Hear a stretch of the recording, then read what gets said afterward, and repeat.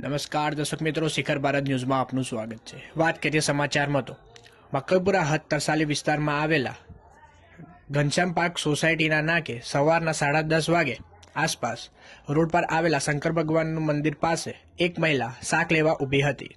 ત્યારે અજાણ્યા બે ઈસમો બોરી એક્ટિવા લઈને આવ્યા હતા। એ પૈકી પાછળ બેસેલા એક ઈસમ દ્વારા જે ફરિયાદી મહિલા છે તેના ગળામાંથી આશરે 1 તોલા સોનાની ચેન ગળામાંથી ઝૂંટવી લઈને ફરાર થઈ ગયા હતા। આ બનાવ અંગે Makarpura police inspector VS Patel તથા second police inspector JD Rajput, surveillance squad PSI Fuldhara તથા સ્ટાફ દ્વારા રૂટના બધા સીસીટીવી ચેક કરી પોતાના ટેકનિકલ સોર્સનો ઉપયોગ કરી આરોપીને ધરપકડ કરી છે। બે ઈસમો પૈકી એક ઈસમની ધરપકડ કરી છે, જેનું નામ વિશાલ રમેશભાઈ વાઘેલા, ઉંમર આશરે 20 વર્ષ, ડુંગરપુરની ચાલ, ગાંધી આશ્રમ, અમદાવાદ।